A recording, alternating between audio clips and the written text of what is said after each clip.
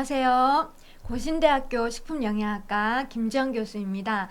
오늘을 시작으로 해서 총 6강의 강의로 식품영양학과에 대해서 제가 강의를 하려고 합니다. 여러분들 식품영양학과에 대해서 얼마나 알고 계신가요? 식품영양학과의 오해와 진실 뭐 이런 얘기도 되게 많아요. 그래서 오늘을 시작으로 해서 총 6강으로 제가 그 오해와 진실을 낱낱이 파헤쳐 보도록 하겠습니다. 그 첫 번째 강의로 오늘은 식품영양학과 알고 보면 훨씬 재밌다. 굉장히 재밌는 학문입니다. 그래서 그 첫 번째 시간으로 저는 오늘 우리가 매일 먹는 음식 진짜 과학일까요?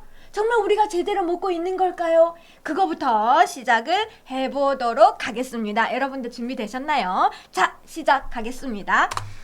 그래서 오늘 첫 번째 강의인 만큼 음식과 과학에 대한 관계, 여러분들 먹는다고 다 좋은 게 아니에요. 먹어서 우리가 해가 될 수도 있고, 그리고 우리가 그것을 통해서 막 뚱뚱해지고 막 이렇게 하면 안 되잖아요. 그래서 음식의 과학의 관계에 대해서 첫 번째 한번 알아보도록 하고요. 그리고 우리가 또 식품영양학과, 저는 이제 식품영양학과잖아요. 식품영양학 전공자로서 그 교육과정이 어떻게 이루어지는지 여러분들한테 좀 소개해 드리려고 합니다. 세 번째는 식품영양학과의 본질, 그 정의가 뭘까? 여러분들 뭐 네이버나 구글이나 이런 데 검색해 보시면 많이 나오겠지만 거기에도 진실이 있고 또 잘못된 정보가 있기 때문에 저는 이제 전공자로서 정확한 본질을 말씀드리도록 하겠습니다. 그리고 중요성 굉장히 중요하죠. 4차 산업혁명 시대에 AI가 챗GPT가 판을 치고 있는 시대에서 우리가 살아남을 수가 있는가? 식품영양학의 중요성에 대해서 말씀드리고, 그리고 여러분들 아마 되게 많이 혼란스러워 하시는 부분이 조금 있는 것이 식품영양학과와 조리학과라고 하죠. 그래서 두 개의 차이가 있는가? 뭔가요? 똑같은 거 아닌가요? 뭐 이런 사람도 있고, 다른가요? 뭐 이런 사람도 있어요. 그거에 대한 차이점. 그리고 이제 미래지향적으로 식품영양학의 미래에 대해서 한번 파헤쳐 보도록 하겠습니다. 자, 이제 시작합니다. 첫 번째, 오늘 이번 강의 첫 번째 강의예요. 우리가 너무 이제 부담 가지지 마시고 라이트하게 가벼운 마음으로 이제 한번 진행해 보도록 하겠습니다. 오늘 강의에서 우리가 알아야 될 게 무엇일까? 제가 이제 목표로 하는 것이 첫 번째, 음식은 왜 사람마다 다르게 작용할까요? 어떤 사람 똑같은 음식이라도 A라는 사람이 먹었을 때는 독이 되고 B라는 사람이 먹었을 때는 영양분이 되는 그런 사람마다 독특한 차이점을 가지고 있단 말이죠. 왜 그럴까요? 같은 음식이라도 사람에 따라서 다른 영향을 미칠 수가 있고, 개인의 신체 상태, 뭐 당뇨가 있는 환자들에게는 A라는 음식을 먹으면 안 되고, 뭐 건강한 사람들한테는 괜찮다.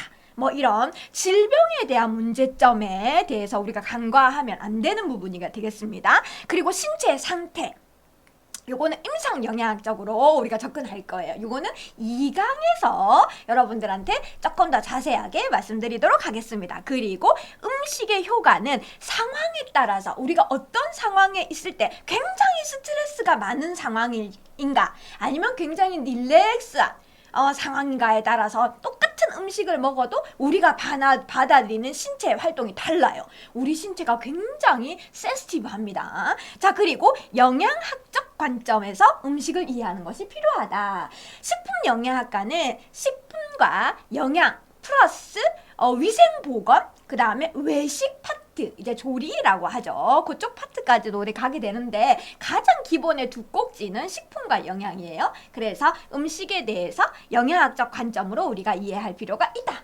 그리고 두 번째는 식품영양학과는 어떤 학과일까요? 여러분들 궁금하신가요? 저는 굉장히 궁금했어요. 굉장히 궁금했는데 제가 공부를 하다 보니까 일단 첫째, 식품이 먼저 들어왔잖아요. 그래서 식품의 구성 요소를 우리가 알아보는 학과였어요. 두 번째는 영양소, 이제 식품 영양이잖아요. 영양소, 우리가 이제 5대 영양소, 뭐 탄수화물, 단백질, 지질, 비타민, 무기질, 거기에 요즘에 중요한 수분까지 이렇게 해서 영양소가 인체에 미치는 영향을 분석하는 학과이다. 세 번째, 건강한 식단은 기본입니다. 우리가 식품영양학과를 전공하시려면 식단 짜는 건 기본이에요. 요게 이제 설계하는 방법을 학습하고 공부합니다. 그리고 과학적인 접근을 통해서 식품을 이해하게 됩니다. 어떤 친구들은 식품영양학과 가면 과학을 안 하는 줄 아는데 여러분들 오해예요. 우리는 인문사회 계열이 아닙니다. 우리는 자연과학 계열이에요. 그렇다고 해서 여러분들 그러면 저는 문과인데 식품영양학과 못 가나요? 이거 오해입니다. 그렇지 않아요. 인문계 친구들도 이제는 이과 문과가 지금 무너져서 이제 인문계 계열이 문과 친구든 아니면 예체능을 하더라도 식품영양학과 와서 알파와 오메가까지 1학년 때부터 처음부터 끝까지 같이 공부할 수가 있습니다. 다 수준별로 맞춰서 공부를 시켜드리니까 걱정하지 마시고 오시면 됩니다. 오세요. 자, 그 다음에 조리학과와 식품영양학과는 뭐가 다를까요? 요것도 오해와 진실이 굉장히 많아요. 자, 조리학과라고 이렇게 붙어있는 학과가 꽤 있어요. 이제 대학들마다 보시면 우리 고신대는 조리학과 아닙니다. 식품영양학과가 되겠습니다. 자, 그래서 어떻게 다를까요? 일단은 조리학과는 요리학이라고 해서 맛 중심 셰프, 이제 그 다음에 이제 조리 중심 이쪽으로 갈 거예요.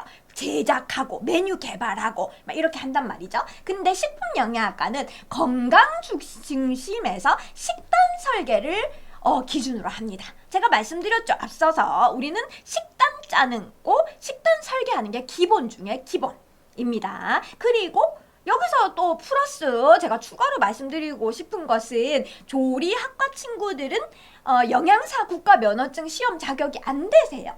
식품영양학과 출신들만 국가 면허증, 우리 식품영양학과는 명실상부 면허증 학과입니다. 그래서 보건복지부에서 주는 관리하고 있는 간호사 면허증, 의사 면허증 똑같이 우리도 영양사 면허증을 보유하고 있는 학과입니다. 자, 목표와 차이는 뭘까요? 조리학과는 맛있게 맛을 위주로 메뉴 개발하고 그런 쪽으로 간다면 우리 식품영양학과는 건강한 삶, 국민의 건강한 삶, 그 다음에 음식의 질 이렇게 갑니다. 그래서 사람 중심의 학문으로 접근하는 것이 조리학과와 식품영양학과의 차이점이다 라고 보시면 되겠습니다. 자, 잘 정리가 되셨을까요? 자, 보도록 하겠습니다. 자, 그 다음에 세 번째 파트는 제가 여러분들 햄버거 좋아하시나요? 여러분들 이제 고등학생이라고 제가 대상자로 보고 햄버거에 대해서 한번 얘기를 해보도록 하겠어요. 햄버거 좋아하시는 친구들 대부분이실 것 같아요. 특정 몇몇을 제외하고는 거의 다 이제 선호하는 식품이 아마 햄버거라고 생각하는데 햄버거는 몸에 나쁜 음식일까요? 좋은 음식일까요?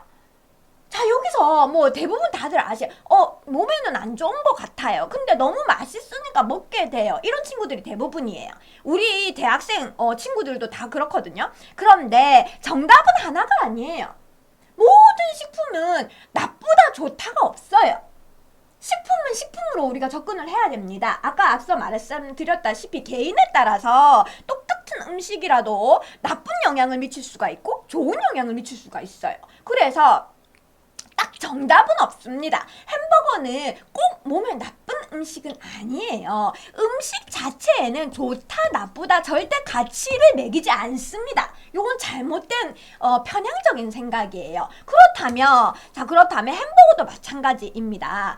상황과 누가 섭취하고 어떤 상황에서 섭취하는가에 따라서 사람에 따라 가치, 나쁜 음식, 좋은 음식 가치가 달라지게 되는 거예요. 그리고 상황에 따라서 음식의 가치가 달라지게 됩니다. 자, 내가 운동선수이냐 아니면 내가 좀 질병을 가지고 있는 뭐 당뇨 환자라든지 요즘에 만성질환 환자들 굉장히 많으세요.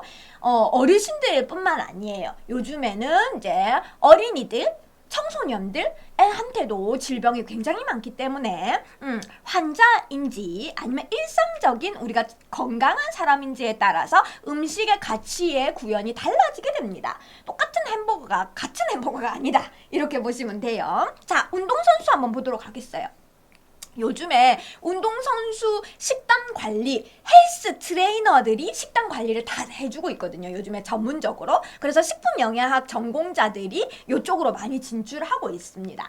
그래서 고강도 운동 후에 필요한 에너지원이 또 달라요. 그래서 운동선수에 맞춘 식단을 우리가 짜드릴 수가 있어요.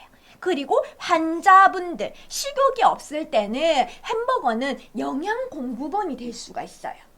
보세요. 내가 너무 입맛이 없어. 예를 들어서 항암 치료를 받으시는 분들은 정말 식욕 없어 하세요. 근데 그런 분들한테는 햄버거를 드시게 해서 먹을 수 있는 음식이 된다면 정말 높은 가치 있는 음식이 될 거예요. 자, 그 다음에 일상적으로 과다 섭취를 했을 때는 햄버거는 나쁜 음식이 되겠죠. 너무 많이 드시면 안 돼요. 여러분들 햄버거만 드시나요? 감자튀김도 함께 드시고 청량음료, 콜라 이런 것도 드시죠? 제가 우리 대학생 친구들한테는 제가 꼭 얘기합니다. 청량음료는 좋지 않아요. 항상 그 햄버거를 먹더라도 청량음료는 먹지 않습니다. 이렇게 제가 권유를 하면 어떤 친구가 저한테 이랬어요. 햄버거에 코카콜라를 먹지 않는 것은 범죄입니다. 이렇게 그건 안 돼요. 그건 아니고요. 건강상의 문제를 일으킬 수 있기 때문에 요거는 이제 주의가 필요하다라고 보시면 되겠습니다. 자, 같은 음식과 다른 결과, 똑같은 음식을 먹는데도 다른 결과를 나타낼 수가 있어요. 자, 첫 번째, 운동선수에게 햄버거는 어떤 영향을 미칠까요? 여러분들 궁금하신가요? 운동선수들은 너무 단백질만 많이 추구한다고 해서 좋은 거 아니에요. 헬스 하시는 분들 단백질 쉐이크 먹고 닭가슴살 먹고 하는 거 알아요, 저도. 근데 너무 과도한 단백질 섭취는 통풍을 유발할 수 있습니다. 요건 질병이에요. 굉장히 아파요. 그거는 나중에 이제 임상영양학을 여러분들 공부하시게 되면 아시게 될 거고요. 자, 필요한 칼로리를 공급해 줄 수는 있어요. 햄버거가 단백질 섭취에도 도움을 줄 수 있어요. 왜냐하면 그 패티가 단백질 성분, 고기 성분으로 되어 있기 때문에. 그리고 운동 후에 회복에 도움을 줄 수도 있어요. 운동선수한테. 그 다음에 에너지원으로 굉장히 에너지가 많이 들어갔습니다. 저기에 물론 지질이 많아요. 지질이 많긴 하지만 단백질, 탄수화물, 탄단지라고 얘기할게요. 탄수화물, 단백질, 지질이 골고루 들어가 있는 음식이 햄버거이기도 해요. 그래서 에너지원. 우리는 탄수화물, 단백질, 지질을 열량영양소라고 얘기를 하고 있거든요. 그래서 운동선수에게는 에너지원으로 활용할 수가 있겠다. 자, 두 번째, 아까 얘기했던 환자분들. 병원에 가면 식사 못 하시는 분들 굉장히 많아요. 제가 그래서 저도 임상영양 병원에서 실습도 많이 하고 병원 현장에서 있어 보니까 간호사 선생님들, 의사 선생님들 아무리 치료해 주시고 약 처방해 주시고 수술해 주시고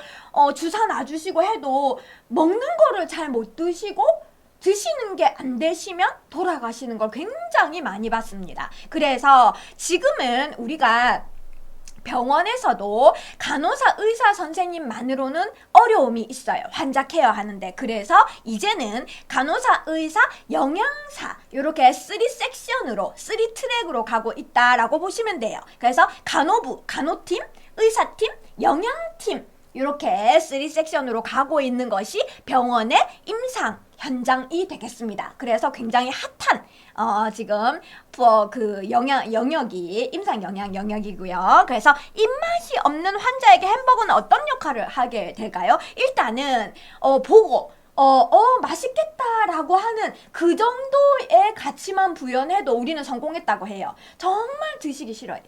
여러분들 아마 병원에 가실 일이 없으시겠지만 병원 가면 정말 못 드시는 환자들이 되게 많아요. 아무리 정맥으로 영양 주사를 많이 맞는다고 해도 우리가 저작을 하고 씹어서 넘기는 것만큼의 영양분이 안 된다. 우리는 이렇게 얘기하거든요. 한계가 있어요. 주사로 영양분 공급해서 하시는 분 되게 많은데 한계점이 분명히 있습니다. 그래서 햄버거는 입맛 없는 환자에게는 식욕을 증진할 수 있는 효과, 익숙한 맛이죠. 우리가 어렸을 때부터 이렇게 많이 이제 햄버거는 많이 드시잖아요. 특히 여러분들 많이 노출되어 계시죠. 그러면 이제 익숙한 맛으로 안정감을 드릴 수가 있고, 또한 아까 얘기했던 탄수화물, 단백질, 지질까지 필요한 영양소를 공급해 줄 수 있고, 그래서 드실 수만 있다면 회복에도 도움을 줄 수 있는 식품 중에 하나로 우리가 제시할 수 있다. 여기까지는 이제 긍정적인 면이었어요. 긍정적인 면, 포지티브. 그런데 이제 네거티브 한번 볼까요? 매 끼니를 햄버거를 먹는다면 어떻게 될까요? 어떻게 될까요? 여러분들 매일 삼시세끼 햄버거 드시는 분이 계실까요? 그러면 안 된다고 제가 말씀드릴 수가 있겠습니다. 영양의 불균형을 초래할 수 있고요. 과도한 지방 섭취를 하시게 됩니다. 여기에는 햄버거 안에는 굉장히 지질 성분이 많아요. 높아요. 그래서 과도한 지방 섭취. 그 다음에 나트륨 과다. 굉장히 우리가 탄수화물, 단백질, 지질, 비타민, 무기질 5대 영양소라고 얘기하는데 이 5대 영양소 중에서 나트륨은 무기질에 들어갑니다. 그런데 우리 한국인이 나트륨 섭취가 굉장히 과다하다는 거는 다 들어서 알고 계시죠? 상식. 그래서 나트륨을 굉장히 많이 섭취하게 되기 때문에 문제가 발현될 수가 있어요. 그리고 그래서 그 결과 건강상의 문제가 발생할 수가 있겠습니다. 요거는 마이너스, 네거티브, 부정적인 영역입니다. 자, 그 다음에 음식의 문제는 음식이 아니라 상황이 있다. 제가 말씀드렸죠. 음식은 잘못이 없어요. 제가 음식은 이건 나쁜 음식, 좋은 음식 이렇게 가르지 말라고 했잖아요. 저는 이제 식품영양학 전공자로서 우리 음식은 잘못이 없습니다. 누가 먹고 어떤 상황에서 먹고 얼마나 자주 먹고 요거는 이제 사람의 문제인 거예요. 그래서 누가 먹는가, 언제 먹는가, 얼마나 자주 먹는가, 어떤 상황에서 먹는가가 문제를 일으키는 거예요. 그래 여러분들 요거 꼭 기억해 주세요. 나쁜 음식 없습니다. 저는 정말 마음이 아파요. 제 음식이 얼마나 슬프겠어. 나는 죄가 없는데 자꾸 자기들이 많이 먹고 막 밤에 늦게 먹고 자주 먹고 그렇게 하면서 나는 아픈데 막 먹고 당뇨 환자 있으면 당뇨가 있는 사람이 막 단 거 많이 먹고 이렇게 해놓고서 그 음식이 나쁘다고 하면 굉장히 안 좋죠. 자, 그렇습니다. 자, 음식에는 착한 음식, 나쁜 음식이 없어요. 자, 그래서 음식은 죄가 없다 이렇게 얘기했습니다. 음식은 죄가 없습니다. 모든 음식은 영양소의 조합입니다. 5대 영양소. 물론 이제 차이는 있어요. 퍼센테이지의 차이는 있습니다. 탄수화물이 과다할 수도 있고 지방이 과다할 수도 있고 하지만 어쨌든 5대 영양소의 조합으로 되어 있다. 그래서 나쁜 음식이라는 개념은 오해예요. 식품영양적으로 가장 큰 오해는 나쁜 음식은 없습니다. 자, 그 다음에 튀김이 100% 나쁘다 이렇게 하는 사람이 있는데 적절히 섭취하는 것은 문제가 없어요. 너무 과도하게 자주 섭취하고 잘못된 나쁜 기름을 쓴다든지 산패가 많이 되어 있는 기름을 사용했다든지 그랬을 때 문제가 있는 거지 튀김 자체에는 문제가 없습니다. 자, 음식 자체보다는 섭취 방식이 중요하다 라고 보시면 돼요. 어떻게 섭취하는가? 자, 두 번째, 중요한 것은 누가, 언제, 얼마나 먹는가가 중요합니다. 개인의 건강 상태에 따라서 필요한 영양소가 다 달라요. 누가 먹는가? 그래서 그 다음에 하루 중 언제 먹는지. 여러분들 다들 아시죠? 밤에 야식은 몸에 좋지 않다. 요거는 상식으로 알고 계시잖아요. 언제 먹는가가 중요하다. 똑같은 음식이라도 튀김 음식이라도 아침, 점심, 저녁 시간대 언제 먹는가, 누가 먹는가에 따라서 그게 독이 될 수가 있다. 그리고 영양소가 될 수도 있다. 자, 그 다음에 적정량과 과다 섭취의 경계를 우리가 지켜야 된다. 너무 과도한 건 과유불급입니다. 너무 많이 먹으면 안 된다는 건 다들 아시죠? 적정량을 지키셔야 된다. 식습관에 대한 얘기가 나옵니다. 여러분들 어떤 식습관을 가지고 계신가요? 이것도 개인의 차이가 있다고 봅니다. 전체적인 패턴이 중요하다. 그리고 이 전체적인 질문을 다루는 학문이 식품영양학과가 되겠습니다. 그래서 개인화된 영양지침, 개인의 영양상담을 맞춤형으로 해드릴 수 있는 학과, 전공이 식품영양학과. 그리고 그것을 과학적인 것을 놓치면 안 돼요. 우리는 그냥 일반적인 응용학문이 아니라 과학적인 자연과학의 학문이라는 것을 꼭 기억을 해주시고요. 과학적인 접근을 통해서 식품을 이해하고 그 다음에 영양을 이해를 하는 것이 식품영양학 전공입니다. 요 두 번째 파트를 잘 이해를 못하시면 식품 대기업이라든지 이런 쪽으로 진출하기가 조금 어려운 부분이 있겠습니다. 식품영양학과의 사회적인 역할, 위치가 점점 높아지고 있어요. 초고령화 시대에서 꼭 필요한 학문으로 자리 잡고 있는 것이 이러한 우리가 역할을 하고 있기 때문에 그렇습니다. 건강한 식생활을 위한 전문 지식을 우리가 공부하는 학과가 식품영양학과가 되겠습니다. 자, 그러면 그 학문이 바로 식품영양학과다라고 얘기하겠습니다. 식품영양학과에 대해서 이렇게 자세하게 설명해 주시는 분이 계셨습니까? 없죠? N사나 G사에서도 이렇게 챗GPT도 이렇게 자세히 설명 못할걸요. 잘 들으시고, 자, 제 강의를 잘 들어보시고 여러분들이 지식을 잘 아셨으면 좋겠습니다. 식품영양학과에 대해서. 자, 이 음식에는 뭐가 들었을까요? 라고 하는 것을 분석하는 업무가 식품영양학과에서 합니다. 자, 식품 내 성분 분석을 우리가 할 수 있어야 돼요. 특히나 대기업이라든지 식품연구소를 희망하는 친구들, 저는 대기업에 가고 싶어요. P사, H사, A사 뭐 굉장히 많습니다. 제가 이름을 다 열거할 수가 없어요. 너무 많아서 식품 대기업이. 그래서 식품의 성분 분석을 우리가 할 수 있어야 되고 영양소 함량도 측정할 수 있어야 돼요. 5대 영양소 각각 몇 퍼센트 들어가 있는지. 그 다음에 첨가물, 지금 식품 첨가물에 대한 이슈가 굉장히 핫합니다. 뜨거운 감자예요. 이게 우리가 뭐 사람을 죽이는 거냐, 뭐 여기서부터 시작해가지고 꼭 필요한 것이냐, 막 그런 것 때문에 굉장히 논란이 많이 있고 있는데, 식품 첨가물에 대한 안전성 연구를 우리가 반드시 해야 되는 파트이기도 합니다. 식품영양학과에서 식품 변질의 과정을 이해하는 학문이기도 합니다. 우리가 조리 과정 중에 이제 변질의 영양소의 변질이라든지 흡수의 변화라든지 이런 것들을 우리가 공부하게 되고요. 자, 그 다음에 몸속에서 어떤 일이 일어날까요? 우리가 음식은 어떻게 되니까 입속으로 집어넣어서 입을 통해서 식도 구강으로 집어넣어서 식도를 타고 위를 가서 소장을 통과해서 어쨌든 우리 몸 안으로 들어가는 거예요. 그죠? 그랬을 때 우리 몸 안에서는 어떤 일이 일어날까? 여러분들 눈에 보이지 않잖아요? 근데 먹고 막 속이 막 불편하고 배가 아프고 뭐 이런 상황이 발생할 수도 있고, 그래서 식품영양학과에서는 아까 과학적인 접근이라고 했잖아요. 생화학에 대한 개념을 기본적으로 공부하게 되어 있습니다. 왜냐하면 소화 과정을 연구해야 되고 영양소가 흡수가 어떻게 일어나는지, 우리가 이 음식물을 섭취해가지고 입으로 넣어서 우리 몸 안에 들어갔을 때 어떤 화학적인 변화를 일어나는지, 우린 이것을 대사라고 하거든요.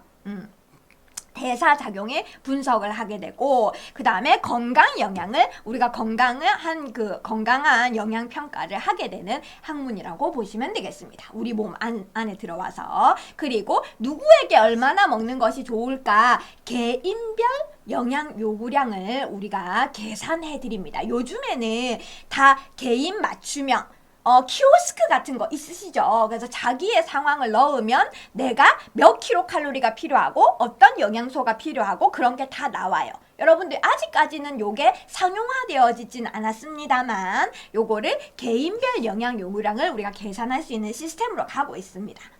생애주기별 식단 설계, 생애주기라는 얘기를 들어보셨나요? 우리는 생애주기 영양학이라는 과목을 따로 배웁니다. 즉 영유아기부터 시작해요.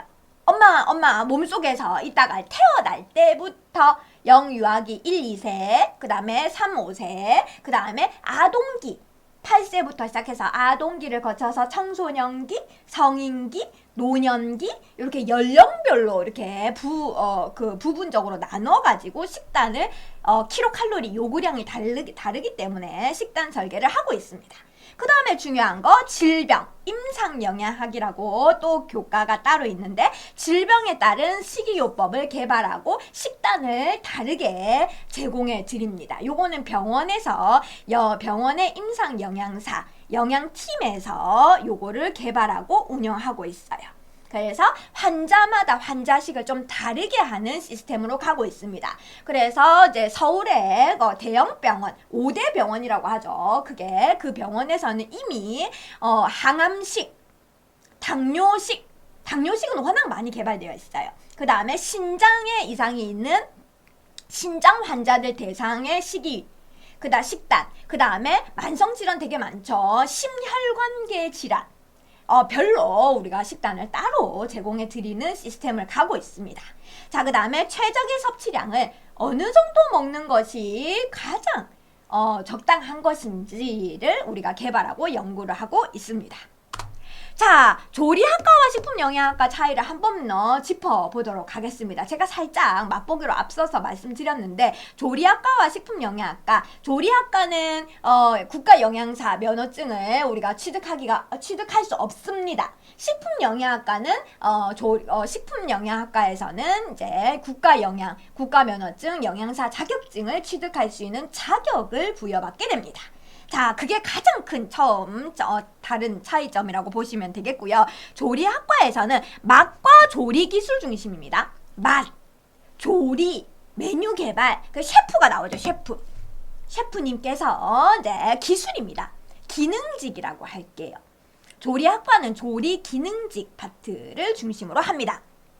맛있게 만드는 법, 메뉴 개발하고 어떻게 하면 맛있게 하는 거, 요즘은 미슐랭 나오고 또 이제 요리사들 나와서 경연하는 프로 되게 많더라고요. 그런 것들에 집중하게 됩니다. 식재료와 조화의 플레이팅, 요거는 이제 데코레이션이라고 하죠.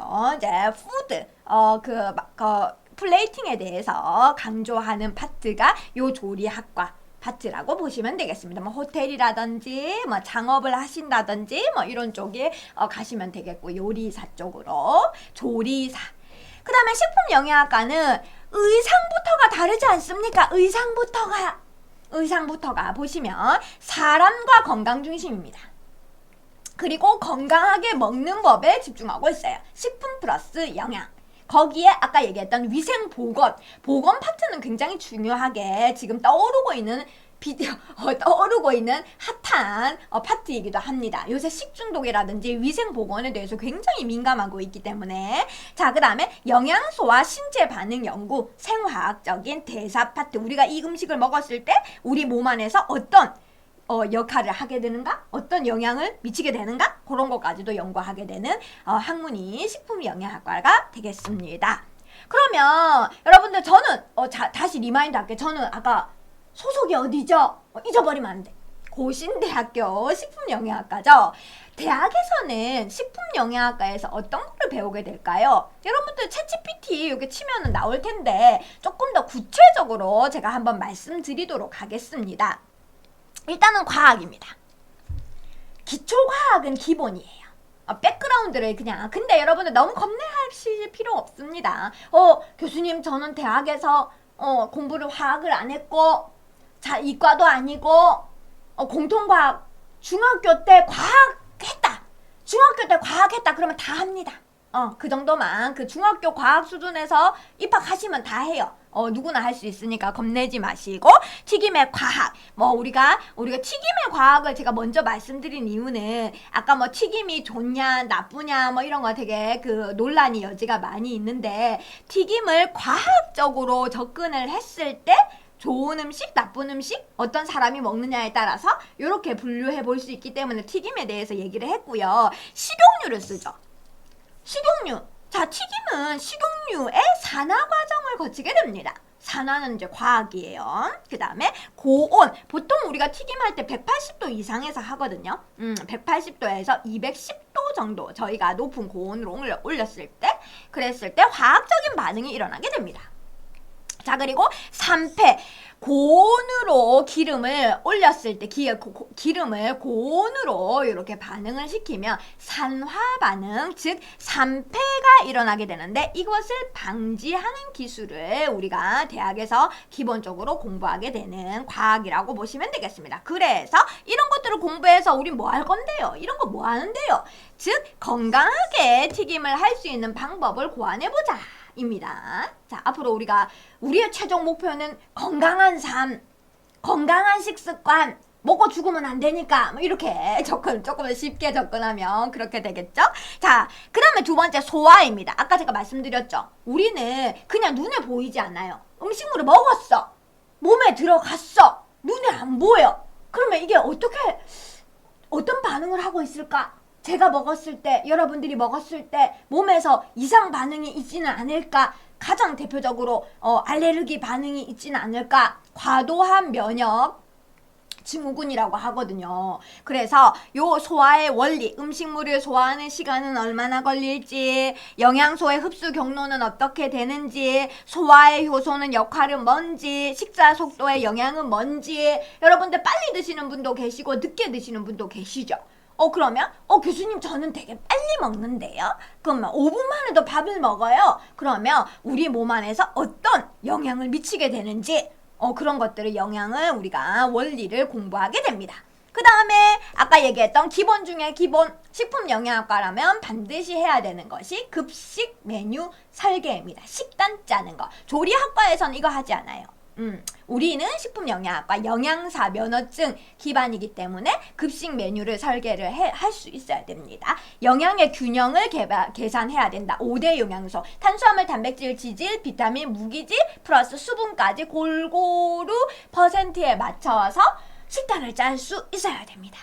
그 다음에 단체 급식. 우리는 단체 급식 합니다. 개인한테 식사를 제공하는 것이 아니라 단체로 우리가 보통 50명 이상, 100명 이상한테 식사를 제공하게 됩니다. 우리가 막 조리를 하는 건 아니에요. 식단을 짜요. 영양사는 관리자입니다. 여기서 오해 하나 제가 풀어드리고 갈게요. 영양사는 식당 이모가 아닙니다. 굉장히 화가 나요, 제가. 아직까지도 그런 오해를 하십니까? 이거는 정말 60년대도 아니고 70년대도 아니고 지금 2026년에 살고 있는 21세기 영양사는 식단 아줌마도 아니고 식단 이모도 아니에요. 관리자입니다. 매니저. 우리는 영양팀에서 헤드급입니다. 가장 위에 있는 사람. 그 밑에 조리 기능사가 있고 조리원이 있어요. 피라미드 구조입니다. 피라미드 구조 아시죠? 우리는 영양사 관리자가 오더를 내려요. 이거 해주세요. 그러면 조리사님들이 우리가 식단을 짜서 우리 오늘 점심에 이 식단으로 나갈 거예요. 그러면 조리사님이 보시고 레시피, 우리가 레시피도 제공해 드립니다. 그러면 조리사님들이 조리를 하셔요. 조리를 하시고 그 밑에 조리원들이 그거를 이제 운반, 라운딩을 해드리는 거죠. 제공을 이제 그 대상자들한테 운반을 해드리는 역할을 하는 거죠. 보조 역할을 하는 거예요. 우리는 오더 내립니다. 오더 내리고 이게 제대로 됐는가, 내가 식단 짠 대로 제대로 맞게 조리가 됐는가, 대상자들한테 제대로 배달이 되고 있는가, 그런 것들을 관리하는 역할이에요. 식재료가 제대로 들어오고 있는가, 역할을 하는 거지. 우리가 조리할 일은 거의 없습니다. 바쁠 때는. 그런데 우리도 할 줄은 알아야 돼요. 할 줄 알아야 시킵니다. 그래서 자, 요거는 반드시 여러분들 오해를 풀고 가셔야 됩니다. 우리는 관리자라는 거, 가장 높이 있는 오더 내리는 사람이라는 거, 그리고 식재료 품질 관리를 할 수 있어야 돼요. 아까 얘기했죠.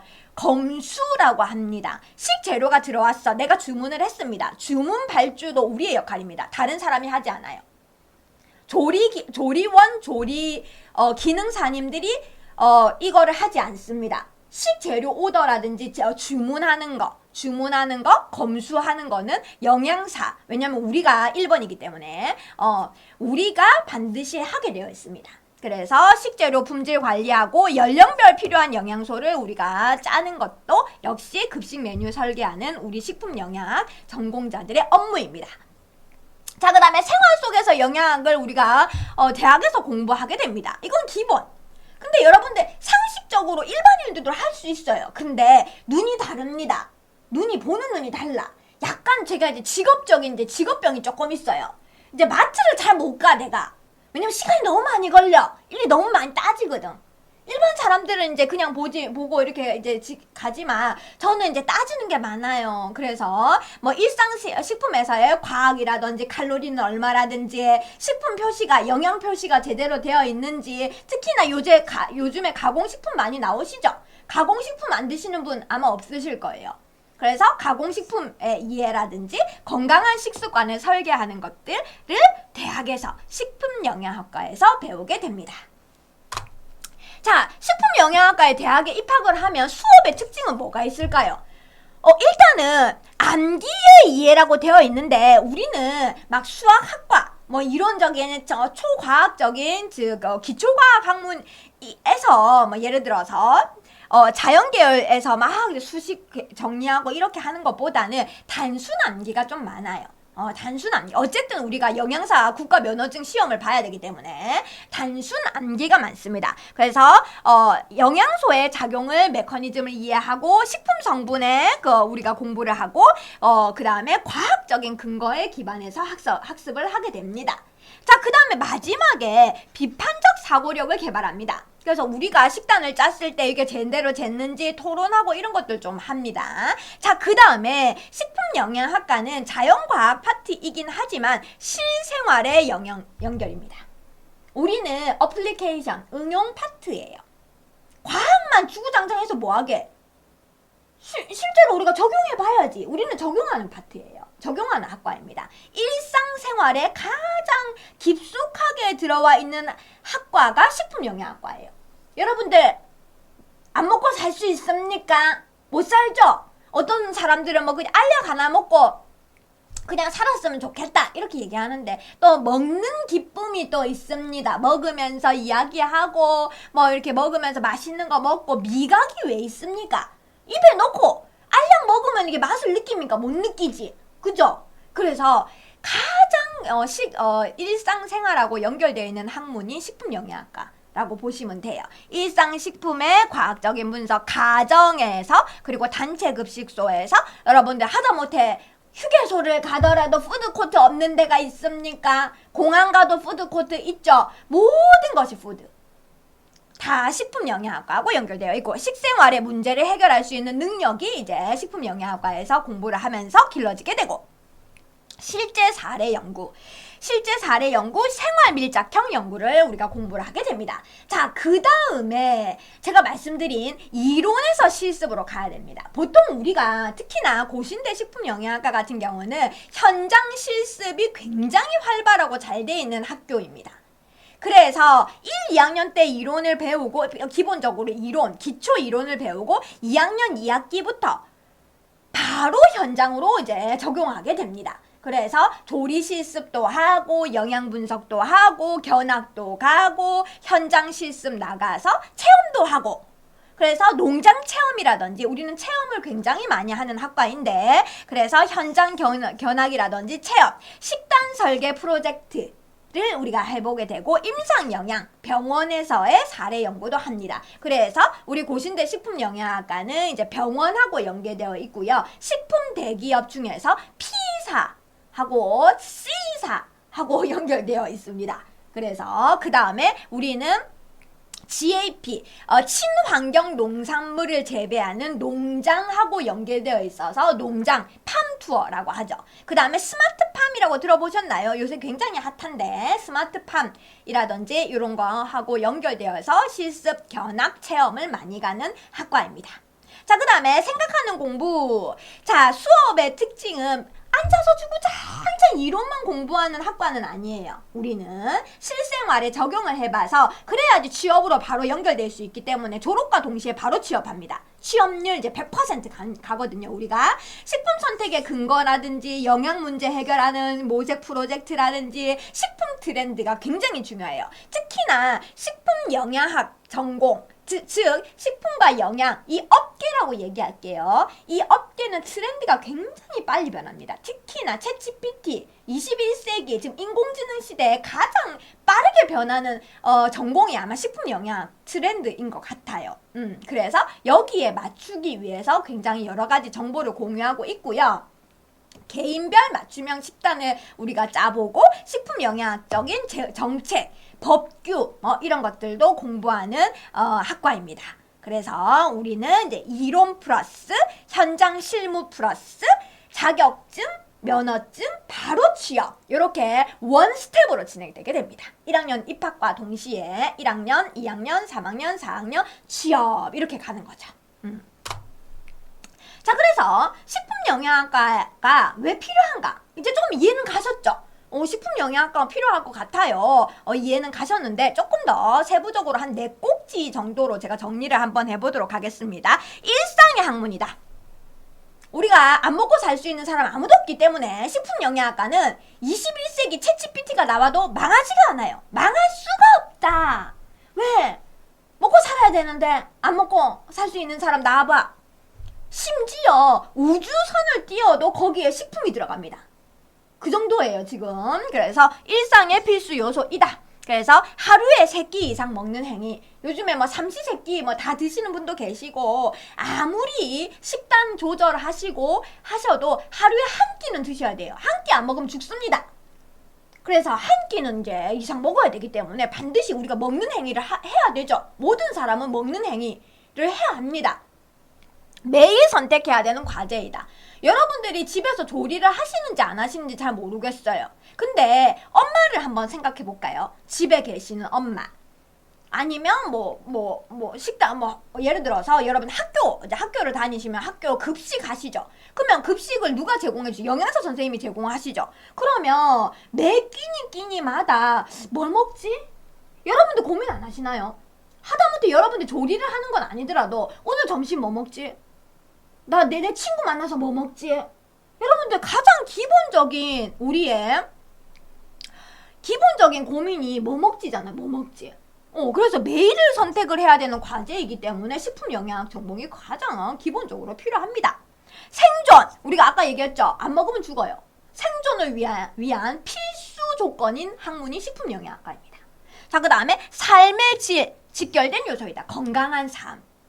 내가 어떤 음식을 먹고 이 상황에서는 어떤 음식을 먹어야 되고 내가 몸이 컨디션이 이래 내 상황이 어땠을 때 어떤 영양소를 섭취해야 되는지 그런 것들을 가장 기본적으로 공부할 수 있는 것이 식품 영양학과이고 그로 인해서 그런 학문적인 지식을 통해서 건강한 삶으로 연결될 수가 있습니다. 그래서 제가 직업병을 얘기했는데 저는 나름 직업적인 직업병상 5대 영양소 저 식단 짜서 먹을 것 같나요? 식단 짜서 막 이렇게 먹는 그 정도는 아니에요. 제가 이제 업장에서 제가 단체 급식을 운영하는 사람은 아니잖아요. 지금 어쨌든 대학에서 강의를 하는 사람이기 때문에. 그런데 제가 무슨 어떤 음식을 먹더라도 제가 직업병상 탄수화물, 단백질, 지질, 비타민, 무기질을 생각하면서 이제 계산하고 있습니다. 이거 먹으면은 지금 너무 지방이 과도한 건 아닐까, 나트륨이 너무 과다한 건 아닐까, 그런 것들을 생각하면서 먹게 된단 말이죠. 여러분들도 고신대 식품영양학과 이제 공부를 하시면 이제 그런 직업병 나도 모르게 그걸 계산하게 될 거예요. 그래서 저는 탄산음료는 먹지 않습니다. 라면도 먹지 않습니다. 이런 얘기 하니까 우리 친구들, 우리 대학교에 지금 제 제자들이 뭐 이렇게 얘기하던데 약간 직업병이 생길 수가 있어요. 자, 그 두 번째, 건강을 결정 요인. 이 학문이 필요한 이유는 건강한 삶, 먹고 건강을 유지하기 위해서 꼭 필요한 학문입니다. 그래서 음식이 신체에 미치는 영향이 무엇인지, 아까 얘기했죠. 소화, 우리 몸 안에 들어와서 어떤 영향을 미칠 것인지, 잘못 먹으면 막 배가 아프고 식중독 대표적인, 알레르기, 과민 반응, 그래서 심지어 죽을 수도 있어요. 알레르기, 과민 반응이 심하면. 그래서 만성질환의 예방의 핵심 임상영양 파트가 그래서 요즘에 핫합니다. 병원에서 요즘에 초고령화 시대에서 어르신분들이 기본적으로 1개 이상의 만성질환을 가지고 계세요. 하다못해 혈압약이라도 하나 드신단 말이에요. 그래서 이 예방, 우리는 치료는 아닙니다. 엄밀히 이건 확실히 말씀드립니다. 영양팀에서는 영양사들은 치료하는 목적으로 접근하지 않아요. 예방 목적, 회복의 목적으로 들어갑니다. 간호사 선생님, 의사 선생님은 치료 목적, 질병 치료로 가시지만 거기에 서포트, 반드시 필요한 영역이 영양사, 영양팀이에요. 회복과 예방의 목적으로 들어가게 됩니다. 그 다음에 면역력 강화의 기반. 요즘에 그래서 식품영양학 전공에서 떠오르고 있는 트렌드가 건강기능식품입니다. 여러분들 다 들어보셨죠? 여러분들 부모님들이나 조부모님, 할머니, 할아버지들 중에서 건강기능식품을 드시는 분도 꽤 계실 거예요. 대표적인 거 뭐가 있을까요? 홍삼, 유산균, 이 정도는 기본적으로 드시는 분이 오메가3 되게 많이 드시는 분도 계시고 아예 안 드시는 분도 계시고 하지만 너무 많이 드시는 것도 문제이지만 일절 안 드시는 것도 좀 문제 있어요. 자, 그래서 이것도 주의가 한번 필요합니다. 에너지의 활력의 원천이다. 제가 말씀드렸죠. 열량 영양소, 탄수화물, 단백질, 지방은 반드시 섭취해야 됩니다. 이 세 가지는 골고루 섭취해 주셔야 돼요. 안 그러면 너무 다이어트 하시는 분들, 탄수화물을 일절 안 먹는다든지, 뭐 지방을 일절 안 먹는다든지, 이런 분들은 힘이 없어, 힘이. 에너지 공급이 지금 안 되고 있어. 인풋이 없는데 어떻게 아웃풋이 나옵니까? 그래서 너무 다이어트를 과도하시는 분들은 이 에너지 활력에 문제가 생길 수가 있어요. 그러니까 주의하실 필요가 있습니다. 식품영양학 전공에서 이런 것들을 배우기 때문에 반드시 필요한 학문입니다. 자, 치료의 도구라고 했는데 요거는 치료라기보다는 회복, 예방, 즉 아까 얘기했던 그 간호사 선생님, 의사 선생님의 서포트, 이렇게 도와드리는 역할을 한다라고 보시면 되겠습니다. 식이요법을 통해서 아까 얘기했죠. 생애주기 영양학이라든지 식사요법이라는 교과목이 있어요. 식사요법이라든지 임상영양학 교과목을 통해서 질병관리에 대해서 배웁니다.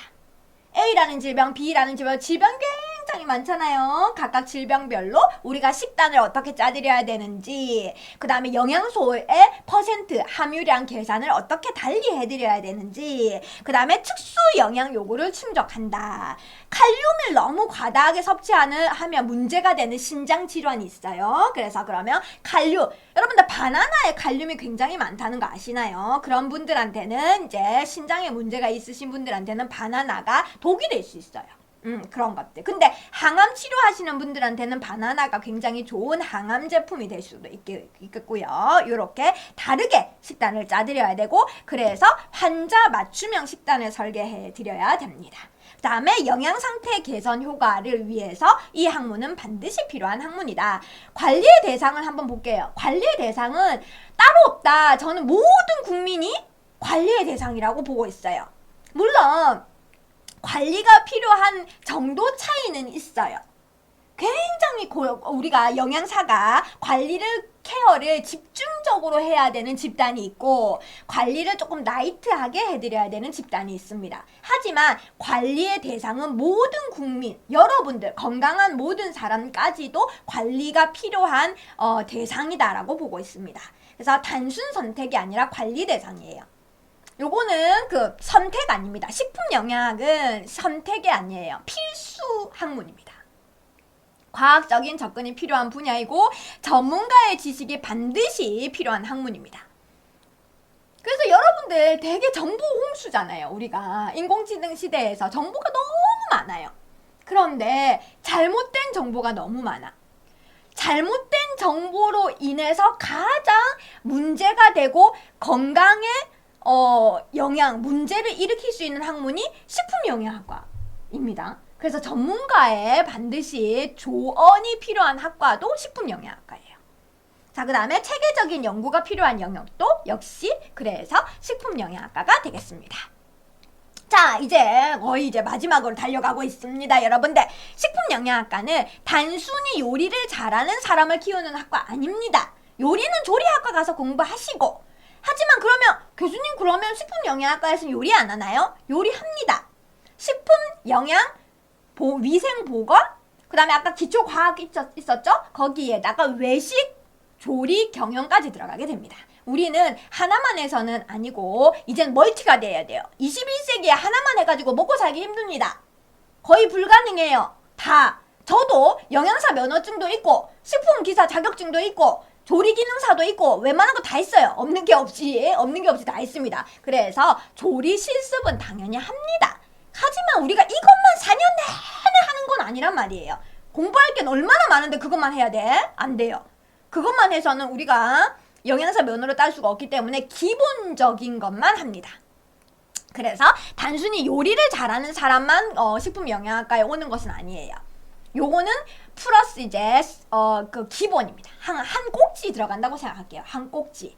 자, 그 다음에 과학적인 지식을 바탕으로 한다. 그래서 과학적인 영역도 들어간다는 거, 개인의 상황과 필요에 맞춰서 최적의 음식을 선택하고 제안해 드릴 수 있는 학문, 전문가를 양성하는 학과가 식품영양학과입니다. 우리는 전문가입니다. 면허증 기반 전문가, 음식과 사람 사이의 복잡한 관계, 음식만 집중하지 않고 음식과 사람과 건강, 까지 이해를 하고 건강한 삶을 위한 식품의 선택을 과학적으로 연구하는 학문이 식품영양학과다라고 기본적으로 보시면 되겠습니다.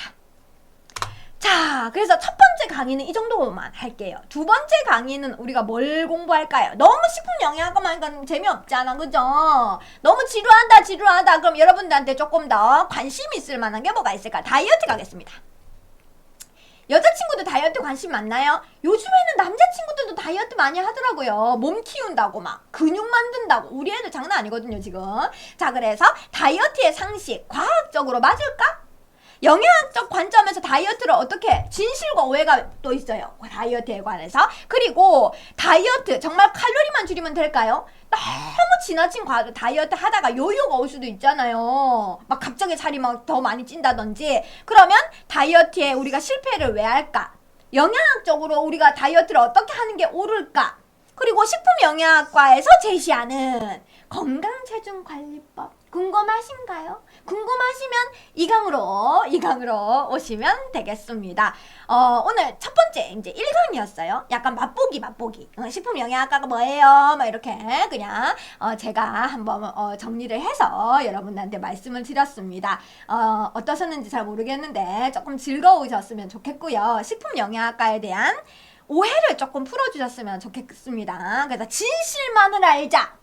너무 떠돌아다니는 막 이런 정보 같은 것만 듣고 막 이렇게 잘못된 것을 파악하지 마시고 진실한 식품영양학과에 대해서 좀 알았으면 좋겠고요. 두 번째 강의로 다이어트 칼로리 기대해 주시면 감사하겠습니다. 자, 1강 여기서 마무리하도록 하겠습니다. 감사합니다.